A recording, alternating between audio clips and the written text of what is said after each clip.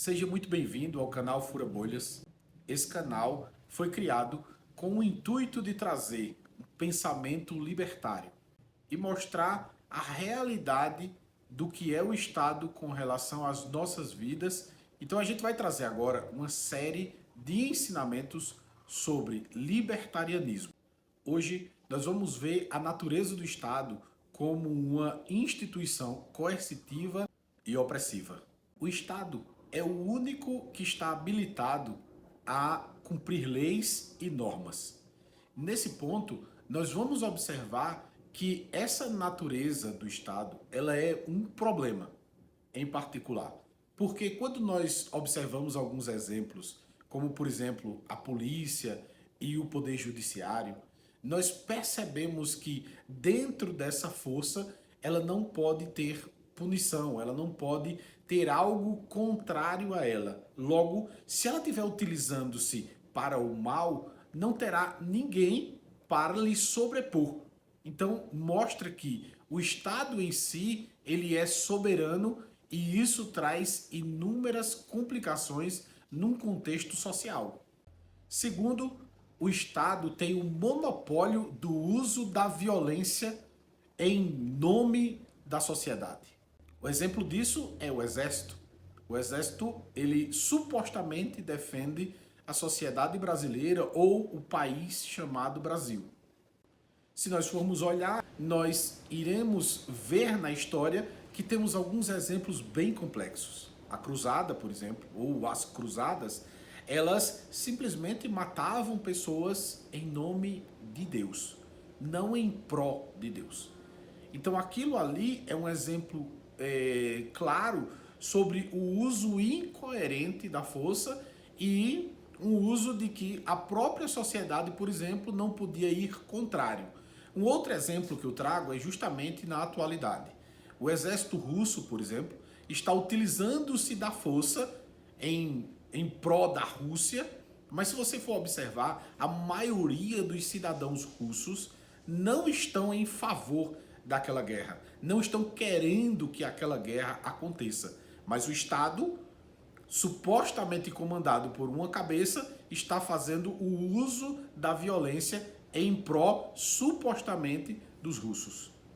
Terceiro, o Estado, ele impõe tributos e impostos à sociedade ou aos cidadãos como um todo. E aí o que é interessante disso é que a própria palavra em si já mostra que isso é errado. Porque imposto é justamente a mesma ação que um bandido, por exemplo, ele faz quando ele entra em ação. Ele diz a você, quando lhe encontra e quer, por exemplo, o seu celular, ele diz, passe o celular, senão eu lhe mato. Assim também é o Estado. Ele simplesmente lhe cobra o que acha que é bom, sem querer saber se você é capaz de pagar aquilo que ele está lhe cobrando.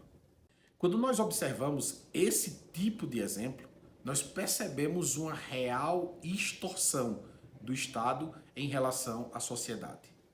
Quarto, o Estado ele toma medidas unilaterais para favorecer apenas minorias. E claro, coloca um pano de fundo como que vai favorecer os mais necessitados. Mas quando nós vamos olhar a medida real, quando nós vamos olhar o todo, nós percebemos que o Estado sempre favorece uma pequena minoria que está muito mais próxima dos governantes, daqueles que lideram e coisas do tipo. Em relação a isso, nós percebemos que a grande massa, a sociedade, a base da pirâmide, sempre sai no prejuízo. O quinto ponto é o Estado é muito propício às condições de corrupção, porque se dá poderes extremos a governantes em meio a um Estado que supostamente vai cuidar da população, mas o que se vê é uma grande corrupção em favor de alguns. Neste ponto, nós temos alguns exemplos, por exemplo, no Poder Judiciário. Tem um advogado, amigo, que diz que as causas, por exemplo, de políticos que inúmeras vezes acontecem, como prefeitos, vereadores que são supostamente cassados, são resolvidos com um pequeno bônus para os juízes. E é justamente o terrível dessa máquina é que quem paga resolve o problema. Assim, esquecendo-se de fazer o serviço baseado naquilo que supostamente seria a lei.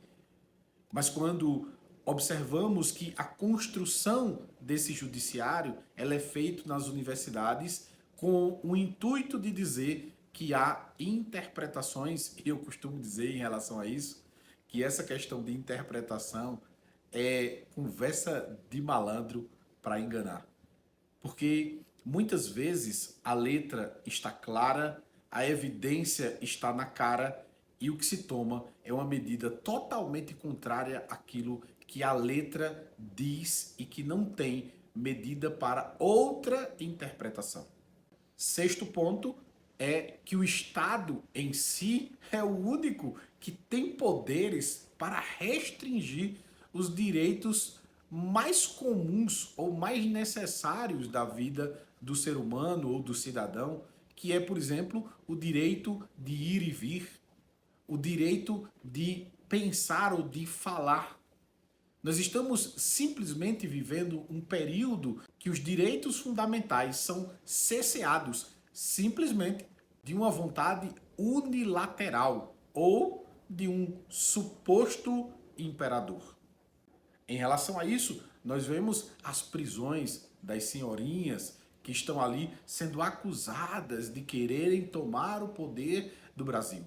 Mas o que o fato em si mostra é que essas senhorinhas não teriam condições de fazer tal coisa, assim como as suas prisões são ilegais, não existe inquérito, não existe divisões nas acusações e estão simplesmente tomando todo mundo como a gente viu aí na história lá na Alemanha, nos campos de concentração.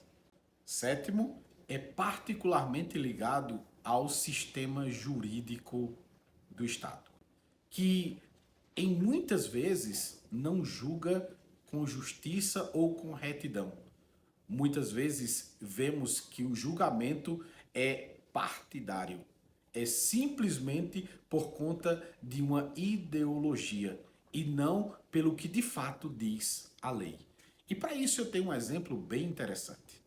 Meu pai, ele teve o seu carro apreendido, supostamente porque esse carro tinha sido de um tio meu que tinha falecido e a viúva estava pedindo judicialmente esse carro. Ela não tinha um documento original, esse carro não tinha passado pelo nome do meu tio, mas esta mulher ganhou na primeira instância, ela foi para a segunda instância e venceu na terceira instância. E o que é interessante, em nenhuma delas ela apresentou documentos originais do veículo.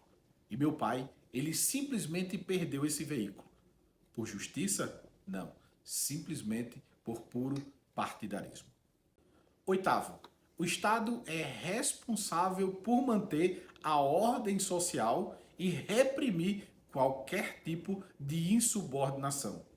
E aí, quem sabe nessa hora você até dá uma risada, porque isso de fato não acontece, por exemplo, nos morros do Rio de Janeiro, onde na verdade o Estado nem entra lá.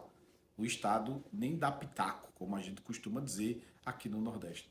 Mas para os cidadãos que não têm como se defender dessa máquina opressora, simplesmente precisam baixar a cabeça e obedecer, porque não podem se manifestar, não podem ir mostrar as suas indignações e fazer algo contra esse sistema opressor que de fato é opressor, porque se ele fosse justo, ele acabaria com a corrupção, ele acabaria com o narcotráfico e coisas do tipo. Mas ele é falho e por este motivo o Estado precisa ser muito melhor pensado quando nós olhamos para a sociedade como um todo e quando começamos a conhecer o libertarianismo. Eu quero agradecer a você que chegou até aqui e pedir Se você gostou desse vídeo, que você curta ele, que você compartilhe aí com outras pessoas para a gente difundir a ideia do libertarianismo, a filosofia libertária para outras pessoas. E claro, não deixe de se inscrever no canal, porque eu venho com uma série aí incrível de ensinamentos baseado no libertarianismo e trazendo exemplos claros e evidentes para que você entenda o quanto o Estado é ruim. Que Deus abençoe sua vida e até a próxima. Tchau, tchau.